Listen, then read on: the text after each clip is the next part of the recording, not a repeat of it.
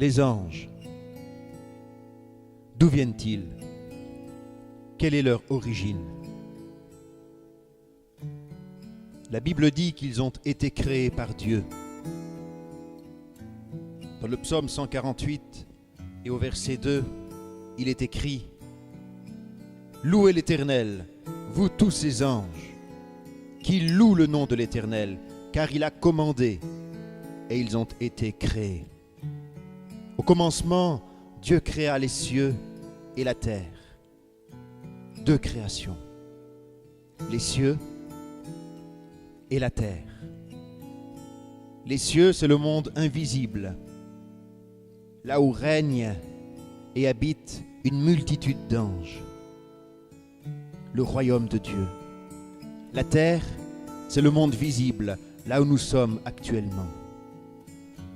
Je parlerai uniquement du monde invisible. Quelle est la nature des anges?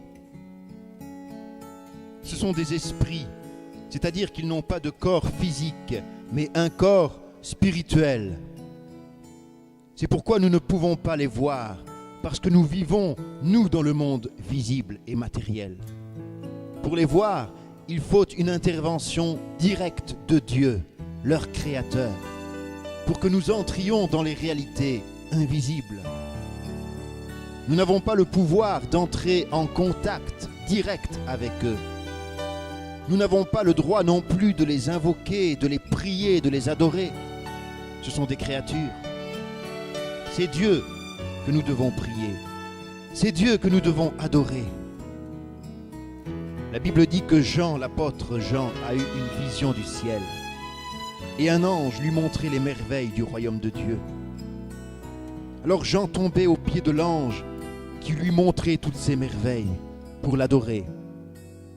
Mais l'ange lui dit, « Garde-toi de le faire, je suis ton compagnon de service. Adore Dieu. » Il y a des moments, des circonstances dans la vie où les anges ont la faculté de revêtir une forme humaine, les rendant alors visibles. Leur apparition est souvent accompagnée d'une lumière resplendissante. Ils ne peuvent le faire uniquement que si Dieu le leur permet. Les anges ne se marient pas, ils ne meurent pas. Ils sont des créatures libres, comme nous. Dieu nous a donné le libre arbitre, celui de choisir. Certains anges, à un moment donné, se sont révoltés contre Dieu, sous la direction du chérubin, Lucifer. C'était un des plus beaux et des plus puissants chérubins créés par Dieu. Un jour, il a voulu prendre la place de Dieu, et Dieu l'a précipité sur la terre. La Bible dit qu'il y eut guerre dans le ciel. Michel et ses anges combattirent contre le dragon, et le dragon et ses anges combattirent. Mais ils ne furent pas les plus forts, et leur place ne fut plus trouvée dans le ciel. Il fut précipité, le grand dragon, le serpent ancien, appelé le diable et Satan, celui qui séduit toute la terre, et il fut précipité sur la terre. Leur demeure, c'est le deuxième ciel. Un tiers sont tombés avec lui. Il y a donc 2 tiers d'anges qui sont restés fidèles à Dieu. Je parlerai des anges qui sont restés avec Dieu. Ils ne sont pas tous pareils, ils n'ont pas tous la même fonction, le même pouvoir. Il y a plusieurs catégories d'anges. Les anges, les archanges, les séraphins et les chérubins. Nous connaissons le nom de certains anges comme celui de Gabriel, l'archange Michael qui est un chef de guerre. Mais quelle est véritablement leur fonction? Que font-ils sur la terre? La Bible dit qu'ils sont envoyés par Dieu sur la terre pour être au service de ceux qui doivent hériter du salut. Voici les différents services. Certains ont la capacité de pourvoir aux besoins matériels. Et voici un ange toucha le prophète et lui dit « Lève-toi et mange ». Il regarda et il y avait à son chevet un gâteau cuit sur des pierres chauffées et une cruche d'eau. Ici, l'ange va réveiller le prophète et il lui a préparé même à manger. Le chemin était trop long pour lui, il fallait qu'il marche dans le désert et Dieu avait envoyé son ange pour aider son serviteur. Certains anges veillent et protègent chacun de tout mal. La Bible dit qu'il ordonnera à ses anges de te garder dans toutes tes voies. Ils te porteront sur les mains de peur que ton pied ne heurte contre une pierre. Certains anges peuvent délivrer miraculeusement une personne.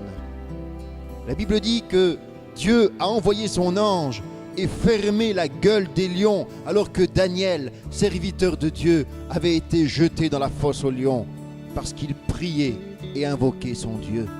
Mais un ange du Seigneur, ayant ouvert pendant la nuit les portes de la prison, les firent sortir. Dieu encore est intervenu en envoyant son ange pour libérer Paul, son serviteur. Oh, les anges sont en action constamment. Ils sont sous les ordres de Dieu. Ils interviennent. Nous ne les voyons pas tout le temps. Nous ne savons pas ce qu'il se passe exactement. Mais il y a une chose qui est sûre, c'est qu'ils agissent en collaboration avec Dieu, en obéissant à la voix de Dieu, leur Créateur. Ils pourvoient aux besoins de certaines personnes, ils protègent certaines personnes, ils délivrent d'autres personnes, ils encouragent même dans les moments de faiblesse ou de découragement. Un ange de Dieu à qui j'appartiens et que je sers m'est apparu cette nuit et m'a dit « Paul, ne crains pas ». Il donne parfois des instructions claires de la part de Dieu. Lorsqu'ils furent partis, voici un ange du Seigneur apparut en songe à Joseph et dit « Lève-toi, prends le petit enfant et sa mère, fuis en Égypte et reste-y jusqu'à ce que je te parle. » Les anges ont également comme service de porter les croyants au paradis. Quelle doit être notre attitude à leur égard? Les anges ne doivent pas être adorés. Eux-mêmes refusent l'adoration. Il est certain que les anges interviennent dans la vie des chrétiens beaucoup plus souvent qu'on le croit. En effet, ils ne veulent pas être vus afin de ne pas détourner sur eux notre attention. Notre reconnaissance, nos remerciements doivent s'adresser uniquement à Dieu. Eux n'ont agi qu'en tant que serviteurs. Les bienfaits que nous avons reçus viennent de Dieu et ils n'ont été que des intermédiaires. C'est uniquement quand cela est indispensable qu'ils font connaître leur présence.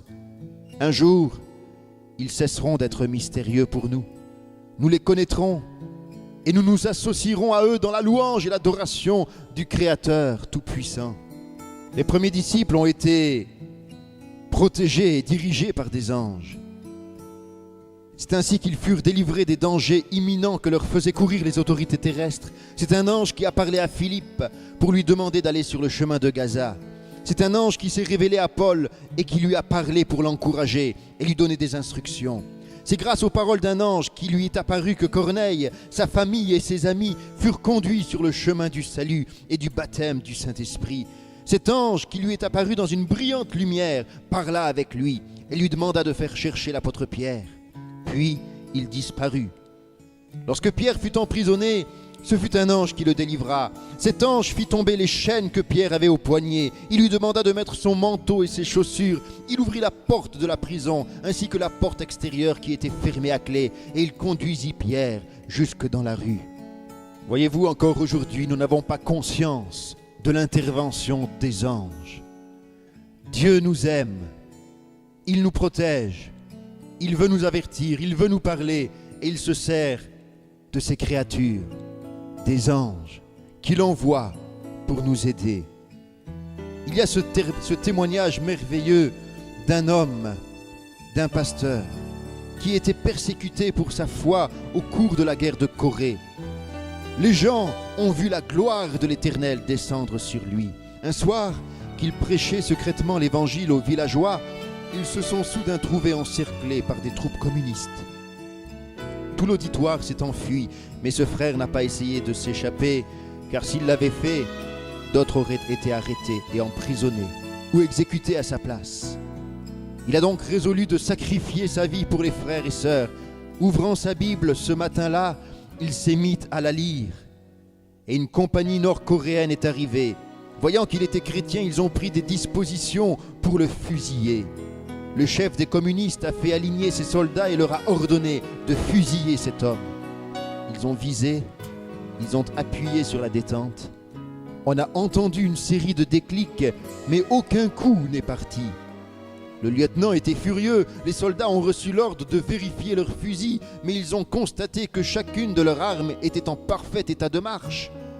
Ils ont à nouveau armé, un ordre a été donné, ils ont réappuyé sur la gâchette. Une fois de plus, aucun coup n'est parti. Alors le lieutenant est allé toucher le pasteur Kim du doigt, et puis il a rejoint ses hommes en secouant la tête et en disant « J'ai compris les gars, ce n'est pas un être humain, c'est un spectre, c'est un fantôme !» Ils ont tellement été effrayés qu'ils sont partis. Peu de temps après, toutes les personnes qui s'étaient cachées se sont approchées et ont pu raconter une merveilleuse histoire. Tandis qu'elles se dissimulaient dans les buissons, elles avaient prié en silence pour leur pasteur, tout en observant la scène. Soudain, elles ont vu une fantastique lumière briller du ciel. Les cieux s'étaient ouverts et une multitude d'anges avait entouré leur pasteur. Lorsque les soldats communistes ont visé ce pasteur, les anges ont mis leurs doigts sur la bouche des fusils et ont empêché toutes les balles de partir. Voilà comment la vie du pasteur et des autres chrétiens a été préservée. Aujourd'hui encore, si vous subissez une persécution à cause du nom de Jésus-Christ, les cieux s'ouvriront, la gloire de l'Éternel descendra, l'ange de l'Éternel campe autour de ceux qui le craignent et il les arrache du danger. Chaque enfant bénéficie du ministère des anges, car les anges des enfants ont constamment accès au trône de Dieu dans le ciel.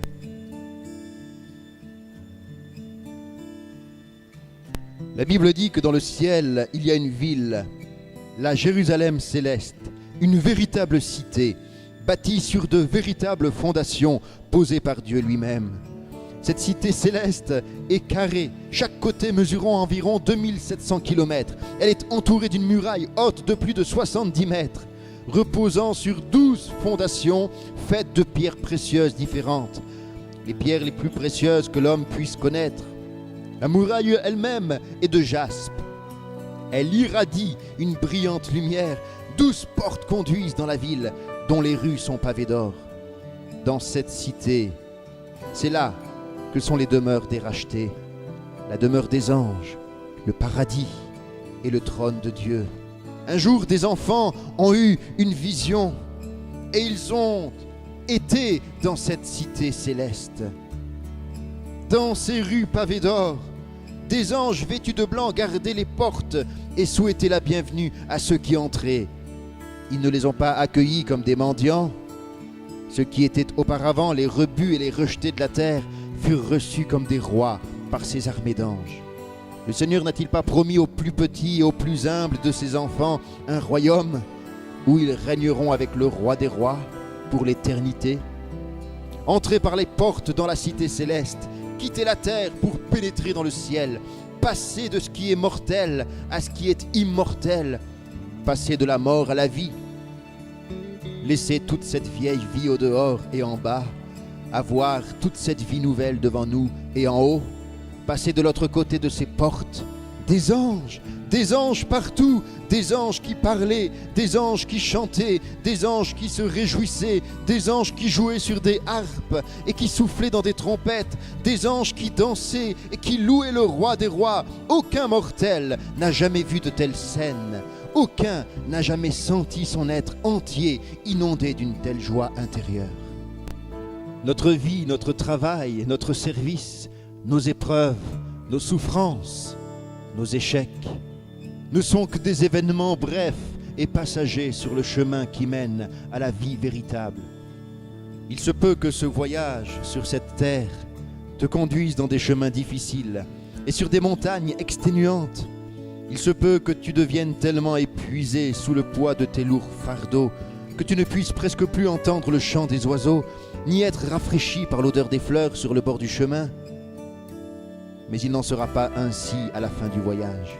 Les corps voûtés et épuisés des pèlerins de cette vie seront entièrement renouvelés lorsqu'ils atteindront leur patrie céleste, cette Jérusalem céleste.